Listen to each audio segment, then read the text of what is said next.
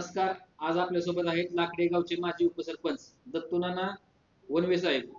तर ते पंचायत समिती गणाचे शेतफळगडीचे इच्छुक उमेदवार आहेत. तर आपण त्यांच्याशी 2 मिनिटात बातचीत करूयात. नमस्कार. नमस्ते.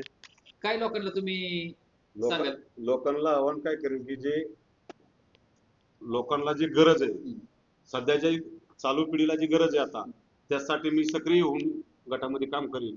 जे जे प्रश्न काय जे अपूर्ण राहिलेले आहेत, माझ्या काळामध्ये मी चांगल्या पद्धतीने केलेले, आणि जे काय राहिलेले काही लोकांना शब्द दिलेले ते इथनं पुढच्या काळामध्ये करण्याचं काम मी 100% करेन.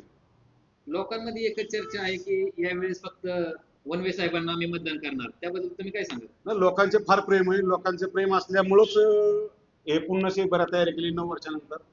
कारण पहिले 5 वर्ष लोकांसंपर्क पडल्यानंतर 5 वर्षे आपण परत लोकांच्या संपर्कात राहिल्यामुळे 9 वर्षे. तुम्ही जे जनतेसाठी नवीन संपर्क कार्यालय चालू केलेलं आहे त्याच्या माध्यमातून काय तुम्ही काही लोकांचे आधार कार्डचं काम असेल, पॅन कार्डचं काम असेल, रेशनिंग कार्डचं काम असेल, त्याचे इंदापूर कचेरीचं काय काम असेल, त्याचं काम करण्याचं डीजी ऑफिसमध्ये बसून केलेलं आहे की माझ्या मतदार बंधू भगिनींना इथून कसल्या प्रकारचा त्रास. इंदापूरला 200 रुपये 500 रुपये कामाच्याकडून 200 रुपये खर्च करून जायची म्हणजे तुम्ही सर्वसामान्य जनतेसाठी हे संपर्क कार्यालय चालू केलेलं आहे? सर्वसामान्य जनतेसाठी संपर्क कार्य केलेले आहे.